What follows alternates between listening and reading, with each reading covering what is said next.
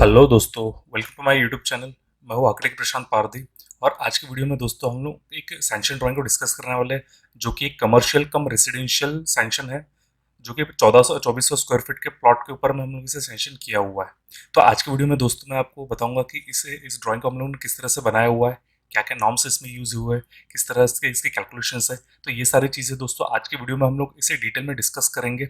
और मैं कोशिश करूंगा कि आपको इजी से इजी वे में आपको समझा सकूं कि इस ड्राइंग को हम लोगों ने किस तरह से बनाया, ताकि अगर आपके पास में अगर कोई भी सैंक्शन की ड्राइंग आए जिसमें आपको कमर्शियल प्लस रेसिडेंशियल का अगर सैंक्शन करना है, तो आप उसे ये वीडियो आपको उसमें काम में है। तो शुरू करते हैं दोस्तों आज के इस वीडियो को। तो दोस्तों सबसे पहले हम लोग डिस्कस करेंगे कि अगर सपोज हम लोग अगर कोई कमर्शियल सैंक्शन अगर बना रहे हैं, जो कि कमर्शियल कम रेसिडेंशियल हो, तो उसके लिए सबसे बेसिक नॉर्म क्या होता है।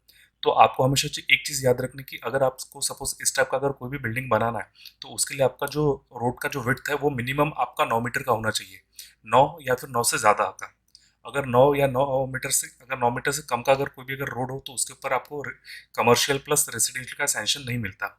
अब बेसिकली इस टाइप का जो भी स्ट्रक्चर रहता है, इसमें हम लोग क्या करते हैं कि कभी भी अगर सपोज प्लानिंग अगर कर रहे हैं, तो उसके इसमें जो विड्थ रहती है वो डिपेंड करती है कि आपके रोड के ऊपर में। जैसे कि यहाँ पे जो हमारा जो प्लान दिया हुआ है, ये एक्चुअली एक कॉर्नर प्लॉट है, जिसमें से हमारे आगे की साइड में हमारा 24 मीटर का रोड आ रहा है, और जो दूसरा जो साइड है वो हमारा 9 मीटर का रोड है। तो अब इस हिसाब से इसकी जो मार्जिन रहेंगी वो अलग अलग तरीके से डिजाइन होंगी। बेसिकली क्या होता है कि अगर सपोज आपका 9 मीटर का अगर रोड है, तो उस केस में अगर आप सपोज कोई कमर्शियल कम रेसिडेंशियल बिल्डिंग बना रहे हैं, जिसमें से आपका 30% से कम आपका कमर्शियल एरिया है, और बाकी का जो बचा हुआ पोर्शन है वो आपका रेसिडेंशियल है, तो उस केस में आपको जो 9 मीटर के साइड में आपको मार्जिन जो छोड़नी है, वो आपको 3 मीटर के मार्जिन छोड़नी है, जो कि डीसीआर में दिया हुआ है, और उसी डीसीआर को फॉलो करते हुए हम लोग इसे ड्राइंग को बना रहे हैं। प्लस जिस साइड में आपका 24 मीटर का अगर रोड आ रहा है, तो उस केस में यहाँ पे हमें मिनिमम 4.5 मीटर की इसमें मार्जिन हमें छोड़नी पड़ती है। तो यहाँ पे आप देख सकते हैं हम लोगों ने 4.5 मीटर की मार्जिन छोड़ी। प्लस प्लॉट का जो ओरिएंटेशन होता है, अब क्या हो रहा है कि आपका 24 मीटर का और 12 मीटर का यहाँ पे रोड आ रहा है, तो इसकी वजह से क्या होगा कि हमें इससे यहाँ पे टेंजेंट को कट करना पड़ेगा। तो ये टेंजेंट कट करते टाइम पे इसके जो रेडियस का जो फॉर्मूला है वो थोड़ा सा चेंज हो जाता है। बेसिकली हमारे इसमें क्या होता है कि अगर सपोज 18 मीटर से अगर बड़े रोड होंगे, तो आपको जो टेंजेंट है वो आपको उसके हाफ मिनिमम होना चाहिए। तो अब यहाँ पे जैसे 24 मीटर, तो आपको क्या करना पड़ेगा कि ये जो लेंथ है, इसे आपको 12 मीटर का आपको पॉइंट मार्क करना पड़ेगा।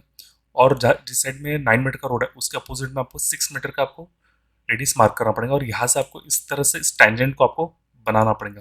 और ये आपके मार्जिन हो जाएंगे, जिसके थ्रू आपको फिर जो लाइन्स है वो आपको ड्रॉ करनी है।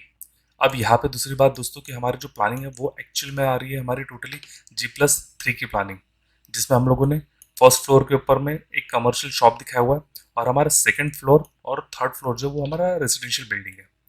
तो हम लोग उससे पहले बाद में डिस्कस करेंगे, उसके पहले हम लोग प्लान देखेंगे हमारा ग्राउंड फ्लोर पे क्या बना हुआ। तो ग्राउंड फ्लोर पे जो क्लाइंट की जो रिक्वायरमेंट थी, वो रिक्वायरमेंट के हिसाब से हम लोगों ने पार्किंग दे दिया है, और प्लस हम लोगों ने लिफ्ट का एक प्रोविजन दिया है, और हम लोगों ने स्टेयरकेस का प्रोविजन दिया हुआ है। अब स्टेयरकेस में गौर करने वाली बात ये तो है दोस्तों कि आपको यहाँ पे स्टेयरकेस आपको 3 मीटर का दिख रहा है। तो आप हमेशा एक चीज़ याद रखिए कि अगर आप सपोज कोई कमर्शियल बिल्डिंग अगर बना रहे हैं, तो उसके इसमें आपका स्टेयरकेस का मिनिमम जो विड्थ है वो रहेगा आपका 1.5 मीटर का। साथ ही दोस्तों इसमें आप अगर जो ट्रेड बना रहे हैं, ट्रेड आपका मिनिमम 300 का होना चाहिए, और राइजर आपका मैक्सिमम 150 का ही होना चाहिए। इससे ज़्यादा का आप राइजर नहीं दे सकते, और ट्रेड भी आप मिनिमम आपको 300 का देना है। प्लस आपका जो स्टेयरकेस की जो विड्थ करेंगे वो आपके 300 करेंगे। अब इसी केस में अगर सपोज अगर हम लोग कोई रेजिडेंशियल बिल्डिंग बना रहे होते, तो सिंगल फैमिली के लिए अगर हम लोग G+3 तक का अगर स्ट्रक्चर बना रहे, तो उसके इसमें 1 मीटर की स्टेयरकेस हमारे पास परमिसिबल रहती है, या फिर 15 मीटर हाइट तक है। अगर कोई भी अगर रेसिडेंशियल बिल्डिंग बना रहे तो वहाँ पे 1 मीटर के स्टेयरकेस में आपका काम हो जाएगा। प्लस वहाँ पे ट्रेड आप 250 का भी दे सकते हैं, और राइजर जो आप 150 से लेके 190 तक आप दे सकते हैं। बट यहाँ पे कमर्शियल होने की वजह से हमें जो स्टेयरकेस की विड्थ है वो उसे 1.5 मीटर का रखना पड़ रहा है, और ट्रेड और राइजर के डायमेंशंस भी हम लोगों ने उसी के अकॉर्डिंग रखा हुआ है। दूसरी दोस्तों यहाँ पे बात हम लोगों ने हमने एक 4 पैसेंजर लिफ्ट का यहाँ पे प्रोविजन दिया हुआ है। प्लस हम लोगों ने क्या किया है, यहाँ पे इस साइड में जो मार्जिन है, ये हमारे 3 मीटर की यहाँ पे मार्जिन आ रही है, साइड मार्जिन। और इस साइड में जो साइड मार्जिन है वो भी हमारे 3 मीटर की आ रही है। उस हिसाब से हम लोगों ने इसका प्लान किया हुआ है। साथ ही दोस्तों इस साइड में हम लोग जो मार्जिन लिए वो हम लोगों ने H/5 के अकॉर्डिंग लिए, और इस साइड में भी हम लोगों ने H/5 के हिसाब से लिया है, क्योंकि बिल्डिंग की जो हाइट थी उसके हिसाब से आपको आपके पास दो ऑप्शन रहते हैं, या तो आप 3 मीटर मार्जिन ले सकते हैं, या फिर आप उसे H/5 के अकॉर्डिंग भी कर सकते हैं। तो हम लोगों को बिल्टअप थोड़ा ज़्यादा शो करना था, इसलिए हम लोगों ने इसे H/5 के हिसाब से किया है। H/5 में क्या होता है कि आपकी जो बिल्डिंग की टोटल जो हाइट रहती है, जो कि आपके टेरेस लेवल तक रहती है, यह जो आपका 11.5 मीटर हाइट है इसको डिवाइडेड बाय आपको 5 से करना है, तो कुछ 2.2 पॉइंट समथिंग का आता है, बट हम लोगों ने इसे 2.3 मीटर का यहाँ पे क्लियर मार्जिन यहाँ पे ड्रॉप किया हुआ है, प्लस इस स्टेप से स्टेयरकेस बनाया। अब दूसरे दोस्तों एक और चीज़ यहाँ पे कि आप यहाँ पे देख सकते हैं कि जो हमारी ग्रीन लाइन जो है हमारी मार्जिनल लाइन है, यहाँ से हम लोगों ने 1.2 मीटर का प्रोजेक्शन लिया हुआ है। जनरली क्या होता है कि अगर आप इस टाइप का अगर 3 मीटर का जहाँ पे भी साइड है उस साइड में अगर आप बालकनी का प्रपोज करें तो आप सिर्फ 1 मीटर का प्रपोज कर सकते हैं, बट अगर स्टेयरकेस के फॉर्म में ये चीज़ थोड़ी सी चेंज हो जाती है कि आप स्टेयरकेस में आप 1.2 मीटर का प्रोजेक्शन ले सकते हैं और उसके बाद में जो क्लियर मार्जिन है वो 1.8 मीटर होना चाहिए। तो यहाँ पे हम लोगों ने क्या किया था कि एक्चुअली रेडियस में कट रहा है, इसकी वजह से हम लोगों ने इस साइड में 1.2 मीटर का मार्जिन रखा हुआ और इस साइड में आपको मार्जिन कुछ कम दिख रहा होगा because of this radial tangent portion. दूसरी बात दोस्तों, यहाँ पे हम लोगों ने यहाँ पे कार पार्किंग का प्रोविजन दिया हुआ है। तो कार पार्किंग जो है वो हमें दो टाइप में देनी पड़ रही है। जनरली क्या होता है कि जहाँ पे भी अगर आप कमर्शियल शॉप्स वगैरह दे रहे हो तो हर 100 स्क्वायर मीटर के पीछे आपको एक कार और आपको 4 स्कूटर प्रोवाइड करनी पड़ती है। बट यहाँ पे क्या हो रहा है कि इसमें फ्रैक्शन का भी रूल आता है, जैसे कि आप यहाँ पे देख सकते हैं for every 100 square metre carpet area और फ्रैक्शन थेरेपी। तो इसमें क्या होता है कि फ्रैक्शन मतलब क्या होता है कि अगर सपोज आपका 50 स्क्वायर मीटर से लेके 100 स्क्वायर मीटर के बीच का पोर्शन, तो उसमें आपको एक कार और दो स्कूटर देनी है। और अगर आपका 50 स्क्वायर मीटर से भी अगर कम का एरिया होगा तो आप 0 कार और दो स्कूटर के साथ में भी इसे प्रपोज कर सकते हैं। तो हम लोगों ने इसमें क्या किया है कि इसे एक कार और दो स्कूटर दिया हुआ है फॉर कमर्शियल यूज़, और रेसिडेंशियल के लिए ये मल्टी फैमिली में आ जाएंगे अभी, तो इसकी वजह से इसका कारपेट एरिया में पहले निकालना पड़ता है। तो कारपेट एरिया जो हमारा आ रहा है वो 40 स्क्वायर मीटर से लेकर 80 स्क्वायर मीटर के बीच में आ रहा है। तो इस केस में हम लोगों ने क्या किया है, रिक्वायर्ड जो हमें एक कार और दो स्कूटर देनी है, और हम लोगों ने क्या किया, प्रपोज में एक कार और दो स्कूटर यहाँ पे प्रोवाइड किया हुआ है। तो इस हिसाब से इसका पार्किंग एरिया का हम लोग दिया, और जो सबसे इंपॉर्टेंट पार्ट रहता है वो पार्किंग का ही रहता है। अब जो हमारी ड्राइंग आ रही है इसमें हम लोगों ने क्या किया है, इस मार्जिनल लाइन के अंडर में हमारे दो कार आ रहे हैं। अब दो कार के जो डायमेंशन है वो आप देख सकते हैं, जिसमें क्या हुआ है, एक हम लोग ने बिग कार रखा है और एक स्मॉल कार रखा हुआ है। तो आपको हमेशा ये जो स्मॉल कार है आप 50% तक दे सकते हैं। जैसे कि हमारे पास दो की रिक्वायरमेंट थी तो हम लोगों ने क्या किया, एक जो कार का रेगुलर जो साइज है 2.5 मीटर इंटू 5 मीटर का एक कार दिया है, और दूसरे कार के डायमेंशन को थोड़ा रिड्यूस किया हुआ है। ये हमारे डीसीआर में दिया हुआ है जो कि 2.3 मीटर इंटू 4.5 मीटर का है। प्लस हम लोगों ने यहाँ पे 3 स्कूटर दिए और एक स्कूटर को हम लोगों ने यहाँ पे बाहर प्लान किया। अब दोस्तों आप यहाँ पे एक चीज़ ध्यान रखें कि आप स्कूटर ऐसे जगह पे प्लेस कर सकते हैं जहाँ पे बाद में रिमेनिंग जो मार्जिनल लाइन है वो 3 मीटर का मिनिमम होना चाहिए। तो यहाँ से जैसे मैं ये डायमेंशन लूँगा तो ये मुझे 3 मीटर क्लियर मिल रहा है, इसलिए मैं यहाँ पे कार शो अपने स्कूटर को शो कर सकता हूँ, बट बाकी इन सब साइड में मैं स्कूटर को पार्क नहीं कर सकता। तो इस तरह से इसका प्लान हो जाता है। अब फर्स्ट फ्लोर पे बात करेंगे दोस्तों, तो हम लोगों ने क्या किया है, यहाँ पे सिंपली एक कंप्लीट एक शॉप का प्रोविजन दिया हुआ है जिसमें एक टॉयलेट अटैच्ड है। अब टॉयलेट जब भी अगर आप बनाते तो टॉयलेट में आपको इसका टॉयलेट का जो एरिया है वो 1.5 स्क्वायर मीटर का होना चाहिए, और उसकी जो विड्थ है वन साइड विड्थ वो मिनिमम आपकी 1 मीटर की होनी चाहिए। तो उसी इसका आपसे हम लोगों ने यहाँ पे टॉयलेट का प्रोविजन दिया है, और प्लस बाकी जो पोर्शन है वो हमारा टिपिकल है। अब इसी तरह से दोस्तों हम लोगों ने सेकंड और थर्ड फ्लोर का प्लान किया हुआ, जिसमें से हमारा हॉल, यहाँ पे बेडरूम और यहाँ पे हमारा किचन आ रहा है। और इसी प्लान को हम लोग टिपिकल किया, बट टिपिकल में ऊपर में जाने के बाद हम लोगों ने यहाँ पे बेडरूम को ऐड कर दिया उस जगह पे, क्योंकि अगर आप सपोज मल्टी फैमिली बना रहे तो हम लोगों ने इसमें क्या किया कि हमें टेनामेंट्स नहीं बनाने थे, ये एक सिंगल टेनामेंट के लिए एक बिल्डिंग थी, इसकी वजह से हम लोगों ने यहाँ पे सिर्फ एक ही किचन यहाँ पे प्रोवाइड किया हुआ। साथ ही दोस्तों फर्स्ट फ्लोर के बाद में हम लोग स्टेयरकेस को कम कर सकते थे, क्योंकि जो इसे अपना 3 मीटर स्टेयरकेस का जो रूल है वो कमर्शियल के लिए, तो जहाँ से कमर्शियल फ्लोर खत्म हो जाता है उसके बाद में आप स्टेयरकेस की साइज़ को रिड्यूस कर सकते हैं। बट यहाँ पे हमें उसकी सेक्शन को डिज़ाइन करने के लिए प्रॉब्लम आ रही थी, इसके लिए हम लोगों ने इसे रिड्यूस नहीं किया। बट अगर आपके पास अगर ऐसी कोई रिक्वायरमेंट है जिसमें आपको फर्स्ट फ्लोर के बाद में अगर स्टेयरकेस के विड्थ को अगर आपको वो रिड्यूस करना रहा है तो आप कर सकते हैं, इसे 1 मीटर तक आप विड्थ तक आप करा सकते हैं। तो वो आपके पास एक ऑप्शन है, बट हम लोगों ने इस डिज़ाइन में नहीं किया है। तो ये इस तरह से इसका फ्लोर प्लान बन जाता है। साथ ही दोस्तों इसमें आपको टेरेस फ्लोर का प्लान बनाना बहुत ज़रूरी है, तो हम लोगों ने टेरेस फ्लोर प्लान में इसके जो भी स्लोप्स वगैरह ये यहाँ पे दिए हुए हैं, इस हिसाब से इसे पूरा प्लान किया हुआ है। तो इस तरह से हमारे फ्लोर प्लान इसमें कंप्लीट हो जाते हैं। साथ ही दोस्तों इसमें हम लोगों ने इसका एक एलिवेशन बनाया हुआ है और दो हमारे सेक्शन डिटेल्स है। अब जब भी अगर आप सेक्शन डिटेल्स बनाते तो आप एक चीज़ हमेशा याद रखें कि आपका एक सेक्शन स्टेयरकेस का क्रॉस सेक्शन होना चाहिए, और दूसरा पोर्शन टॉयलेट या फिर अगर आपका सपोज लिफ्ट का शाफ्ट आ रहा है तो वह उसमें आपके कवर होने चाहिए। तो हमारे मैक्सिमम चीज़ें ये दोनों प्लान में हमारी कवर अप हो रही है। प्लस दोस्तों आप जब भी अगर बिल्डिंग की हाइट आप देते हैं तो आप हमेशा याद रखें कि हम लोग जब बिल्डिंग की हाइट देते हैं तो हमारे ग्राउंड से लेके टेरेस फ्लोर हाइट ये मैटर करती है। तो हम लोगों ने इसमें क्या किया, हम लोगों ने इसे 3 लेयर में डायमेंशन दिया है। एक हमारे जो सिंगल सिंगल जो लेयर्स आ रही थी इनके डायमेंशन में प्रोवाइड किए हुए, प्लस इसके बाद में मैंने यहाँ से लेके ओवरऑल हाइट का डायमेंशन यहाँ पे प्रोवाइड किया है। अब प्लस इसके ऊपर स्टेयरकेस आ रहा था तो इसके डायमेंशन को भी अलग से मेंशन किया, और बाद में एक लेयर में फिर मैंने ओवरऑल पूरे कंप्लीट डायमेंशन दिया हुआ। तो आप जब भी अगर ड्राइंग बनाए तो आप इसी टाइप से इसे ड्राइंग को दीजिए। प्लस एलिवेशन में बेसिकली आपको अगर एलिवेशन में अगर कुछ फसाड्स वगैरह तो उससे अगर आपको डिज़ाइन करना है तो आप उसमें दे सकते हैं, अदरवाइज उनकी उतनी रिक्वायरमेंट नहीं है। प्लस एक चीज़ आपको हमेशा याद रखनी कि अगर सपोज आपके मार्जिनल लाइन के बाहर अगर स्टेयरकेस जा रहा है तो स्टेयरकेस के नीचे का जो क्लियर हाइट है वो एटलीस्ट 2.2 मीटर होना चाहिए। आपको ये हमेशा याद रखना है कि अगर सपोज ही, क्योंकि यहाँ से इसका पर्पस ये होता है कि अगर यहाँ से अगर कोई नीचे से अगर पर्सन को यूज़ करना है, असेस करना है, तो उसको वो आराम से उसे यूज़ कर सके, इसलिए यहाँ पे 2.2 मीटर क्लियर देना पड़ता है। हम लोगों ने हमारे डिज़ाइन में 2.3 मीटर दिया है, बट आप मिनिमम इसे 2.2 मीटर कंसिडर करके चलिए।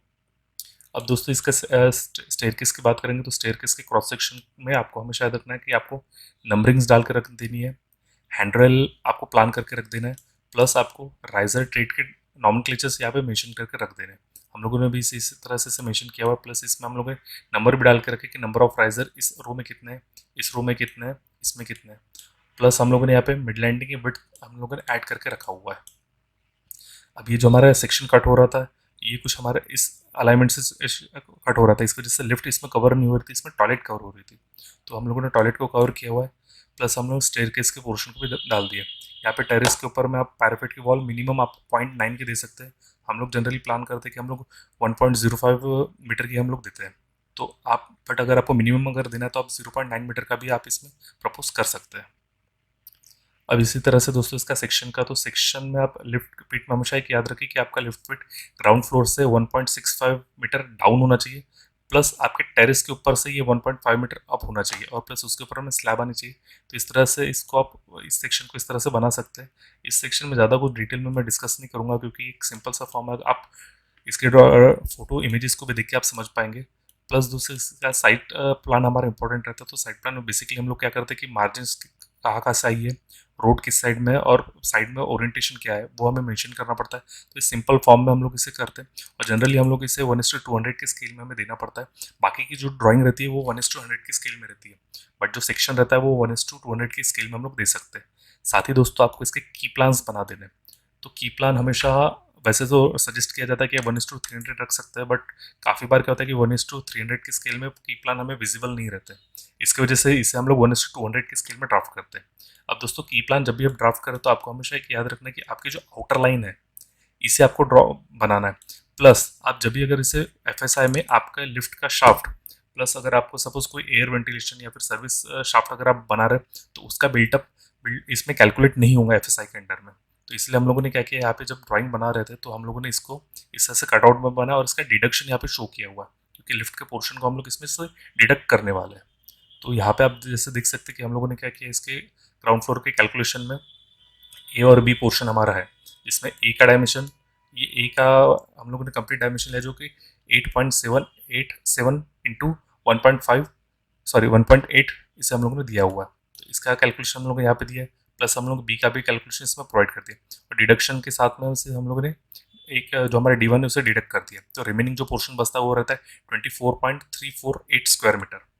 साथ ही दोस्तों इसी तरह से हम लोगों ने इसके ग्राउंड फर्स्ट फ्लोर का भी इसका कैलकुलेशन किया हुआ है, और उसके बाद में इसके सेकंड और थर्ड फ्लोर जो कि टिपिकल था इसे हम लोगों ने एक ही फॉर्म में इसको दिया हुआ है। तो ये कैलकुलेशन होने के बाद में हम लोग क्या करते हैं, इसके टोटल पी लाइन को प्लस कर लेते हैं, जिसमें ground floor, first floor, second, third floor को हमें टोटली प्लस कर देना है। तो हमारा टोटल मिला के हम लोग 242.714 स्क्वायर मीटर का प्रपोज्ड कंस्ट्रक्शन हम यहाँ पे दे रहे हैं।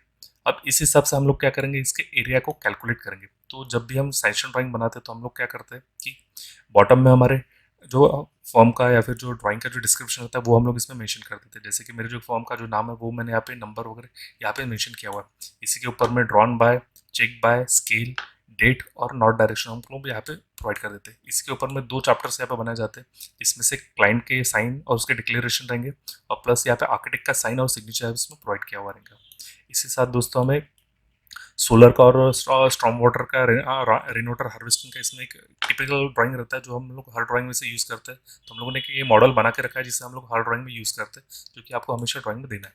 इसके ऊपर में हम लोगों ने ओपनिंग का जो शेड्यूल है वो इसमें हम लोगों ने प्रोवाइड किया हुआ है। प्लस इसके ऊपर हमें लेजेंड्स दी है जिसमें कि हमें प्लॉट बाउंड्री किस लाइन में रहेंगे, कंस्ट्रक्शन प्रपोज कंस्ट्रक्शन किस लाइन में रहेगा, ये हम लोग मेंशन करते हैं। अगर कोई एग्जिस्टिंग कंस्ट्रक्शन है जिसे हम लोग रिटेन करना चाहते हैं तो उसे भी हम लोग शो करना पड़ता है। और इसके ऊपर में आता है हमारा एरिया स्टेटमेंट का, और इसके ऊपर में आपको जो आपका प्लॉट का पोर्शन है, जैसे ये हमारा प्रपोज रेसिडेंशियल कम कमर्शियल बिल्डिंग है, प्लस तो उसका हम लोगों ने डिस्क्रिप्शन और उसका एड्रेस दिया हुआ है, और प्लस उसके नीचे ओनर का जो नाम है वो दिया हुआ है। अब इसके नीचे आप देख सकते हैं दोस्तों एरिया स्टेटमेंट। तो एरिया स्टेटमेंट में हमारे टोटल मिला के 4 कॉलम है, एक serial number, particular, permissible area in square metre, और लास्ट में आपका proposed area in square metre. तो परमिसिबल में क्या होगा कि हमें प्लॉट के अकॉर्डिंग इतने एरिया हमें परमिट है, ये हमें इसमें कैलकुलेट करना पड़ता है, और जो प्रपोज रहता है वो हमारे ड्राइंग से निकलता है। तो वो दोनों चीज़ें हम लोग इसमें मेंशन करके रखते हैं। अब यहाँ पे क्या होगा कि आपका जो आरएल लेटर रहता है या फिर अगर आपका जो भी डॉक्यूमेंट है, जैसे आखिरी पत्रिका होगी या फिर सेल डीड होगी, उसके थ्रू हम लोग एरिया लेते हैं। तो ये हमारा जो प्लॉट का एरिया वो आ रहा है हमारा 200 स्क्वायर मीटर का। तो हम लोग क्या करेंगे अभी इसमें बेसिक एफएसआई को सबसे पहले यूज़ करेंगे, जो कि बेसिक एफएसआई यूडीसीआर के अकॉर्डिंग 1.1 का है। तो हम लोगों ने क्या किया, 1.1 इंटू प्लॉट एरिया, तो मल्टीप्लाई करने के बाद हमें आ रहा है 220.934 square metre permissible area for basic. अब हमारी जो रिक्वायरमेंट है वो इससे ज़्यादा की, तो इसकी वजह से हम लोग क्या करेंगे कि हम लोग इसमें एंशिलरी भी यूज़ करेंगे। तो एंशिलरी जो होता है वो हमें 60% मिलता है। अब ये काफ़ी बार डिपेंड करता है कि आप एंशिलरी कितने ऊपर लगेगा। तो हम लोग कभी भी आप याद रखिए कि आप बेसिक एफएसआई जैसे यूज़ कर रहे हैं और बेसिक और एंशिलरी में आपका काम नहीं हो रहा है, तो आप प्रीमियम एरिया भी ले सकते हैं, जो कि रोड के अकॉर्डिंग अगर 9 मीटर का रोड तो हम 50% तक ले सकते हैं। प्लस इसके अलावा हम टीडीआर भी ले सकते हैं। अगर आप सपोज बेसिक और प्रीमियम ले रहे हैं तो इन दोनों का 60% आप एंशिलरी यूज़ कर पाएंगे। बट हाँ, अभी हमारी उतनी रिक्वायरमेंट नहीं है, इसलिए हम लोगों ने क्या किया, सिर्फ बेसिक एफएसआई लिया और उसके ऊपर हम लोगों ने 60% एंशिलरी लिया है। तो आपका बेसिक एफएसआई प्लस एंशिलरी कुल मिला के आपका 353.494 स्क्वायर मीटर परमिसिबल एरिया हो रहा है, जो कि आपके प्रपोज से कम है। तो अभी हम लोग क्या करेंगे, इसमें प्रपोज में हम लोग सबसे पहले बेसिक एफएसआई को कम्प्लीटली यूज़ कर लेंगे और रिमेनिंग जो पोर्शन रहेंगे वो हम लोग एंशिलरी से लेंगे। तो इस तरह से हमारा ये कैलकुलेशन हो जाएगा। इस कैलकुलेशन बहुत ज़्यादा कॉम्प्लिकेटेड नहीं है। आपको सिंपली क्या करना है कि आपको सबसे पहले आपकी पूरी ड्राइंग बना लीजिए, या फिर सबसे पहले आप बेसिकली कैलकुलेट कर लीजिए कि आपको कितने परमिसिबल एरिया मिल सकता है, और उसके एरिया के अकॉर्डिंग फिर आपकी ड्राइंग को बनाइए। तो आपको कभी भी ड्राइंग बनाने में डिफिकल्टीज नहीं जाएंगी और आपका इजीली इसमें काम हो जाएगा। तो दोस्तों इस वीडियो में इतना ही। इस तरह से हम लोगों ने इस ड्राइंग को पूरा बनाया हुआ है।